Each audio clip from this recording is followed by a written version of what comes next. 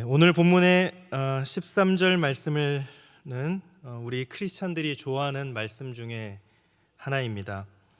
그런데 오늘 본문에서 핵심 단어는 무엇일까요? 11절에 보시면 자족이라는 단어가 나옵니다. 13절에서 내가 모든 것을 할 수 있다라고 할 때 자족할 수 있다라는 그런 말씀입니다. 그런데 빌립보서는 우리가 잘 아는 것처럼 사도 바울이 감옥에서 썼습니다. 옥중서신이죠. 바울은 로마 감옥에 갇혀서 언제 풀려날지 알 수 없는 정말 불안한 상황이었습니다. 그때 그는 결코 만족할 만한 것이 아무것도 없는 밑바닥 인생이었습니다. 언제 죽을지 모르는 사람이 무슨 만족할 게 있겠습니까? 그런데도 뭐라고 합니까? 4장 11절 말씀에 보니까요, 내가 궁핍함으로 말하는 것이 아니니라 어떠한 형편에든지 나는 자족하기를 배웠다. 얼마나 놀라운 말입니까? 죄수의 입에서 자족한다는 말이 나온다는 것은 충격과 같습니다.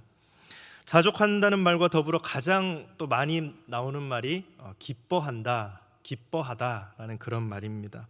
감옥에 갇혀 있는 죄수가 오히려 힘있고 유쾌한 음성으로 감옥 밖에서 어두운 얼굴을 하고 다니는 사람들에게 선포합니다. 4장 4절, 주 안에서 항상 기뻐하라, 내가 다시 말하노니 기뻐하라.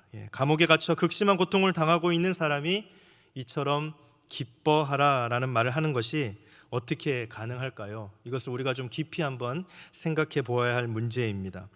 자유를 가지고 마음대로 거리를 활보하는 사람보다 감옥에 갇혀 있는 바울이 기뻐하라고 당당히 선포하고 있습니다. 그렇다면 이 기쁨은 보통 기쁨이 아닙니다. 어떤 환경의 지배도 받지 않고 항상 마음속에 누릴 수 있는 이 기쁨이 바로 자족입니다. 비록 몸은 감옥에 갇혀 있고 어둡고 칙칙하고 고통스러운 그런 상황에 처해 있지만 스스로 만족할 줄 아는 그 마음에서부터 기쁨이 솟아나기 시작한 것입니다. 이런 의미에서 우리는 이 본문 말씀을 잘 살펴볼 필요가 있습니다. 우리와 비교도 되지 않는 열악하고 위험한 상황에 처해 있던 바울이 이처럼 자족하며 기뻐할 수 있었다면 우리도 이 비결을 배워서 기뻐할 수 있어야 합니다. 바울은 감옥에 앉아서도 자족하며 기뻐했는데 여러 가지로 풍요롭고 자유로운 환경에 사는 우리는 왜 기쁨이 없고 불평하는 그런 삶을 살아야 합니까? 4장 11절 말씀을 보겠습니다. 내가 궁핍함으로 말하는 것이 아니니라 어떠한 형편에든지 나는 자족하기를 배웠노니. 잘 보면 우리가 주목할 점이 있습니다. 그것은 자족은 배우는 것이다 라는 것입니다. 자족은 가만히 있어도 자연히 얻어지는 것이 아닙니다. 배워서 얻는 것입니다. 바울도 자족하기를 배웠다라고 했는데 그런 배우기 전에는 자족할 줄 몰랐다, 그런 의미가 되겠지요.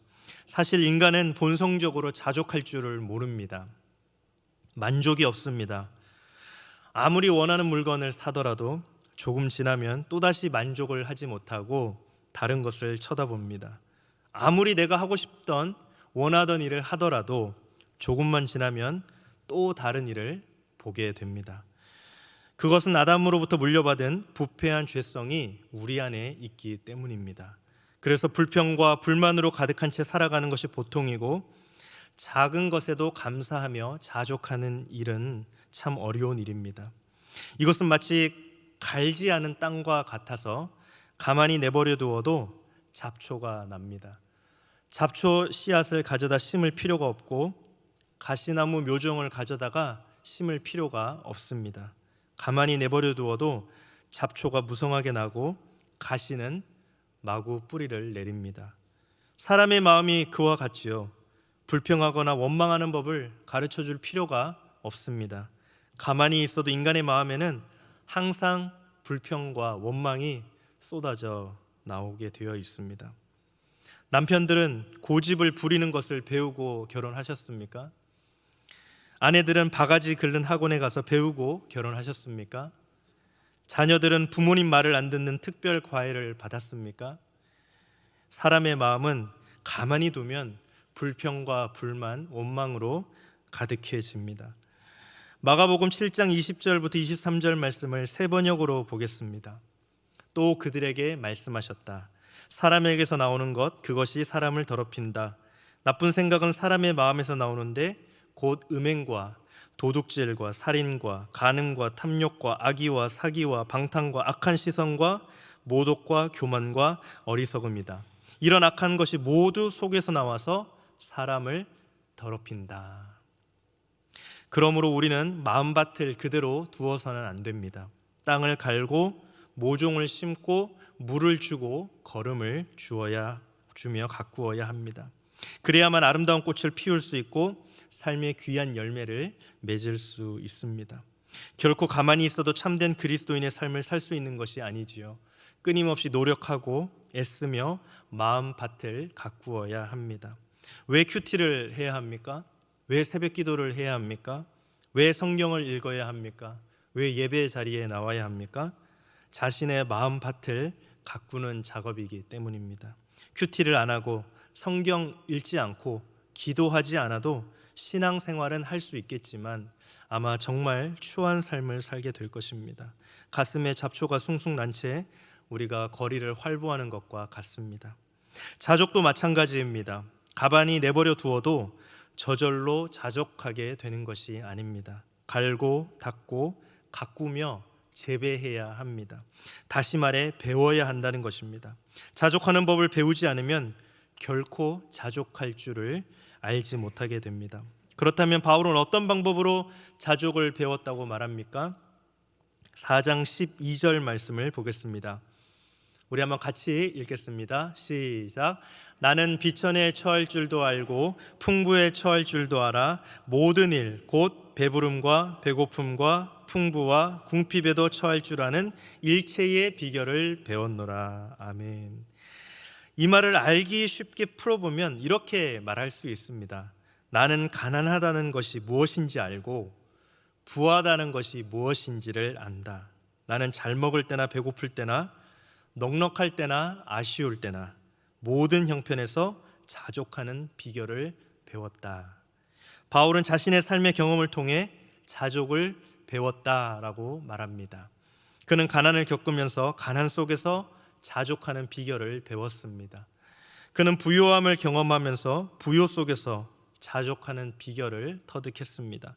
11절 말씀에 배웠노니 또 12절에 배웠노라라는 그 말은 완료형으로 되어 있습니다.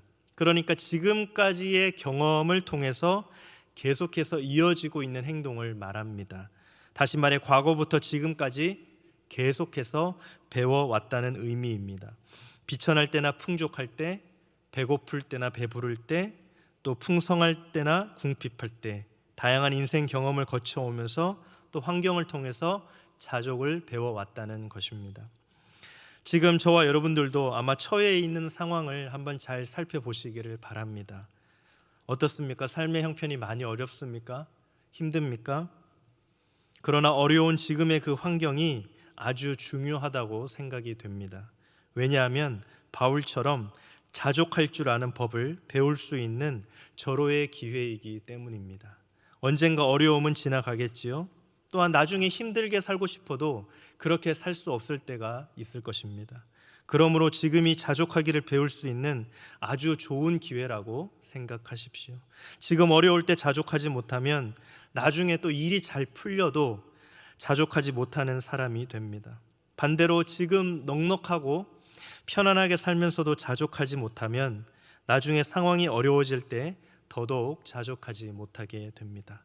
그러면 바울이 배운 자족의 실제적인 내용을 이제 바울이 비결이라고 여기서 오늘 본문에서 이야기하는데 4장 13절 말씀을 보겠습니다. 내게 능력 주시는 자 안에서 내가 모든 것을 할 수 있느니라. 아멘.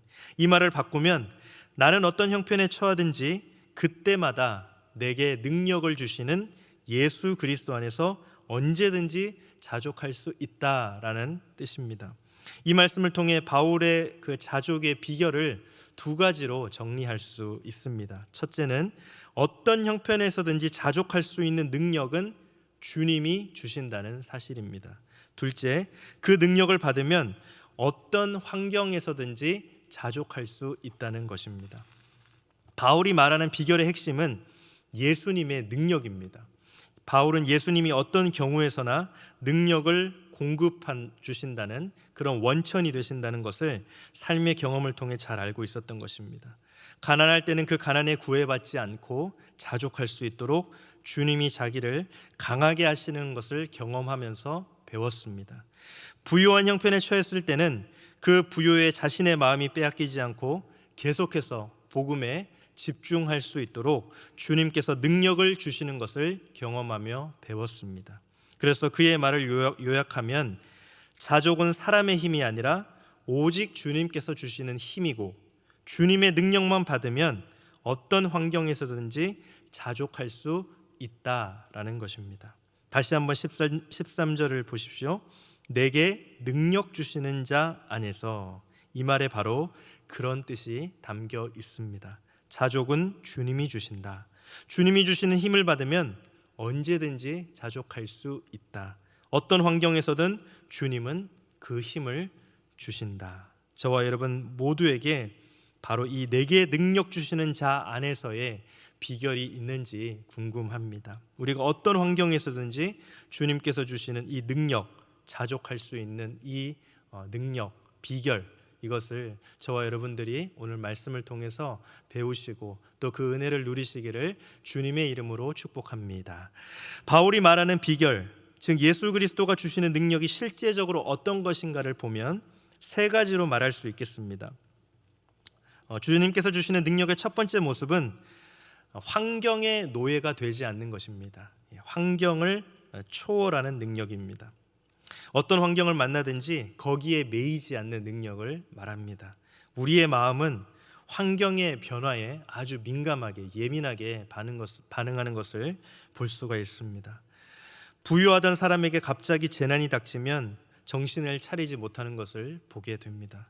아무리 믿음이 좋은 사람이라도 한동안은 제정신을 차리지 못하는 것을 볼 수가 있습니다. 어떨 때는 기도도 잘 안 나오고 찬송도 나오지 않고 하나님이 없는 것처럼, 하나님이 살아계시지 않는 것처럼 그렇게 생각하고 믿을 때도 있습니다. 그런데 그처럼 암담한 상황에 놓였을 때도 이상한 힘이 자신의 내면에서 일어나는 것을 느낄 때가 있습니다. 도무지 어떻게 할 수 없는 상황인데도 불구하고 이상하게 마음대로 환경을 다스릴 수 있을 것 같은 자신감이 생깁니다. 또 자기가 절대로 망하지 않을 것이라는 믿음이 생기면서 나름대로 기대를 가지고 지금의 상황을 위에서 내려다볼 수 있는 그런 힘이 생깁니다. 환경을 초월해서 상황을 다룰 수 있는 신비로운 힘, 또 환경의 노예가 되지 않고 오히려 그 상황을 다스릴 수 있는 그 능력, 그것이 바울이 말하는 하나님의 능력입니다. 환경이 바뀔 때마다 그것을 초월하는 하나님의 능력을 체험한 대표적인 인물이 요셉입니다. 아버지로부터 그토록 사랑을 받던 소년이 하루아침에 집을 떠나 남의 나라에 가서 노예가 되어버린 사건을 잘 알고 있습니다. 요셉의 환경이 그처럼 힘들게 바뀌었을 때 그에게 따라다니는 표현이 하나 있었습니다. 여호와께서 요셉과 함께 하심으로 라는 표현입니다. 노예로서의 환경에 내던져진 요셉이었지만 그 속에서 하나님이 그 모든 환경에 구애받지 않고 자족할 수 있는 사람이 되도록 하나님께서 요셉에게 능력을 주셨다는 말입니다. 조금 지나서 요셉의 환경이 또 바뀝니다. 억울하게 누명을 쓰고 감옥에 갇힙니다. 그럴 때도 똑같은 말씀이 나옵니다. 여호와께서 요셉과 함께 하심으로. 감옥이라는 비참한 환경에 매이지 않고 그 환경을 이길 수 있는 능력을 하나님께로부터 받았다는 것입니다. 그처럼 어려운 환경에 처했던 요셉을 보면서 인생을 포기하고 단념했다고 할 수 있습니까? 네로가 파놓은 지하 감옥에 갇혀서 쇠고랑을 차고 있었지만 주 안에서 기뻐하라고 외친 바울을 향해 인생이 끝난 사람이라고 말할 수 있습니까? 결코 아닙니다. 요셉이든 바울이든 그 어느 신앙의 사람이든 하늘로부터 하나님이 주시는 능력을 공급받을 때 정말 멋진 사람이 될 수 있습니다. 저와 여러분들에게 이 능력이 있는지 묻고 싶습니다. 또 이 능력을 체험했는지 한번 묻고 싶습니다. 날마다 환경에 매여 헤어나오지 못하는 사람의 삶은 참으로 비참합니다. 예수 믿는 사람이 세상 사람들과 다른 점이 무엇입니까? 바로 환경에 매이지 않는다는 것입니다. 예수 믿는 사람은 환경에 매이지 않는다. 가난하든 부하든 환경을 마음대로 다루면서 살 수 있는 능력을 주님께서는 우리 모두에게 주셨습니다. 그런데 많은 사람들은 오해하지요. 환경이 바뀌면 더 나은 사람, 더 좋은 사람이 될 것이라고 생각합니다. 그래서 환경이 바뀌기를 바라며 기도합니다. 무엇이 되기만 하면, 어디로 가기만 하면, 이곳을 탈출하기만 하면 이 문제가 해결이 되고 그 사람들도 다 떠나가고 다 정리가 될 것이다 라고 생각합니다. 그러나 그것은 착각입니다. 어려울 때 제대로 되기를 배우지 못한 사람이 환경이 나아진다고 제대로 된 사람이 되지 못합니다. 하나님이 만드신 피조물은 어떤 것이든 아름다운 것을 가지고 있습니다. 아무리 징그럽게 생긴 벌레라도 자세히 보면 놀라운 질서와 아름다움이 있습니다. 우리가 인생을 살면서 겪는 모든 환경도 그것이 가난이든 풍요로움이든 최소한 한두 가지 이상 감사할 조건이 들어 있습니다. 그런데 그 감사할 조건은 아무에게나 발견되는 것은 아닙니다. 오직 하나님께서 능력을 주셔서 눈이 열리는 자만이 발견할 수 있습니다. 그래서 두 번째는 감사의 조건을 찾아내는 능력입니다. 나병이라고 하면 소위 저주받은 병이다 이렇게 말합니다. 그런데 똑같은 나병 환자라도 저주가 아니라 오히려 놀라운 믿음을 보이는 경우가 있습니다. 어떤 크리스천 나병 환자가 이런 고백을 했습니다. 세상은 참으로 공평하다고 생각합니다. 나 환자들에게는 건강한 사람들이 갖지 못한 감사의 조건이 있습니다. 그들에게도 웃음이 있고 만족이 있습니다. 어떤 면에서는 그들이 건강한 사람들보다도 더 행복할지 모릅니다. 그들은 생에 대한 탐욕을 다 버린 사람들이고 마음을 완전히 비운 사람들입니다. 그러므로 마음을 비우지 못한 건강한 사람들이 못 보는 행복과 만족이 있습니다. 그래서 오늘도 기뻐하고 찬송하는 것입니다. 감사는 멀리 있는 것이 아닙니다. 감사의 조건은 가까운 데 있습니다. 찾기만 하면 감사할 수 있고 감사하게 되면 자족할 수 있습니다. 요즘 세상 학문의 연구 결과도 보면 건강의 비결이 감사라고 합니다. 감사할 때 몸속에서 무엇인가가 막 나온다는 것입니다. 그래서 감사하며 사는 사람이 실제로 더 건강하다라고 합니다. 아무리 환경이 어려워도 그 속을 찾아보면 감사할 조건이 있습니다. 그것을 찾아야 합니다. 환경이 나아지면 감사하겠다고 하는 사람은 정말 어리석은 사람입니다. 매주 구역에서도 감사의 조건을 나누자고 할 때 늘 똑같습니다. 저는 감사할 게 없습니다 라고 하는 사람처럼 어리석은 사람이 없습니다. 없다고 생각하면 또 찾아야 합니다. 찾으면 있지요. 안 찾으니까 안 보이는 겁니다. 감사의 조건을 찾을 때 하나님께서 그것을 볼 수 있는 능력을 주시고 그럴 때 자족을 배우게 되어 놀라운 믿음의 사람이 되는 것입니다. 우리는 흔히 만족의 조건을 밖에서 찾으려고 합니다. 그래서 자기와 다른 사람을 비교하니까 남이 가진 것이 더 커 보이고 더 좋아 보이고 더 행복해 보입니다. 참으로 어리석은 사람입니다. 왜 외부적인 환경을 가지고 행복과 불행을 판단할까요? 행복은 어떤 환경에서든지 자기가 감사의 조건을 찾느냐 못 찾느냐에 달려 있습니다. 믿음으로 바라보는 자는 어떤 환경에서든 감사의 조건을 찾을 수 있습니다. 엄청난 모래밭에서 한 알의 작은 다이아몬드를 발견해낼 수 있는 그런 능력을 주신다는 것입니다. 이러한 주님의 능력을 가지고 있으면 내가 살고 있는 집이 방 하나짜리 아파트이든 두 개짜리든 상관이 없습니다. 이 능력만 있으면 내가 타고 있는 자동차가 2005년형이든 2020년형이든 상관이 없습니다. 그런데 이 능력이 없으니까 그런 것들이 자꾸 크게 보이고 상관이 있게 되는 것입니다. 주님이 주시는 능력만 있으면 지금 처해 있는 환경에서 다이아몬드를 찾는 눈이 열립니다. 그 속에 자족이 있습니다. 그 속에 기쁨이 있습니다. 주님이 주시는 능력은 바로 그런 것입니다. 마지막으로 바울이 말하는 주님이 주시는 능력, 어떤 환경에서든 나를 돕는 분은 예수 그리스도시다 라는 사실을 분명히 확인할 수 있는 능력입니다. 우리로 하여금 안심하고 살 수 있게 해주는 것은 돈이나 환경이나 학벌이나 어떤 외모나 어떤 사람이 아니라 오직 예수 그리스도시다라는 사실을 믿는 능력입니다. 이 능력을 주님께서 주십니다. 히브리서 13장 5절 6절 말씀을 세 번역으로 보겠습니다. 돈을 사랑함이 없이 살아야 하고 지금 가지고 있는 것으로 만족해야 합니다. 주님께서 친히 말씀하시기를 내가 결코 너를 떠나지도 않고 버리지도 않겠다 하셨습니다. 그래서 우리는 담대하게 이렇게 말합니다. 주님께서는 나를 도우시는 분이시니 내게는 두려움이 없다. 누가 감히 내게 손댈 수 있으랴. 우리의 인생을 마치는 순간까지 우리를 인도하시며 우리와 함께 하시는 분은 주님이십니다. 필요할 때마다 공급하시는 분은 주님이십니다. 약할 때 강하게 하시는 분은 우리 주님이십니다. 이 모든 것을 분명히 확인하고 믿고 고백하는 능력이 바울이 말하는 일체의 비결입니다.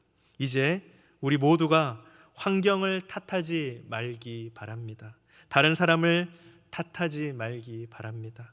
환경 탓, 다른 사람 탓, 조상 탓을 하며 불평, 불만으로 가득한 삶을 버리시기 바랍니다. 그리고 주님께서 주시는 능력을 받아 어떤 환경에서든 자족할 수 있는 비결을 계속해서 배워 나가시기 바랍니다. 그래서 지금 주어진 환경에서 최대의 기쁨을, 최대의 감사를, 또 최대의 고마움을 누리시고 그것으로 말미암아 하나님께 영광을 올려드리는 그러한 자족의 능력을 소유하는 저와 여러분들이 되시기를 주님의 이름으로 축복합니다.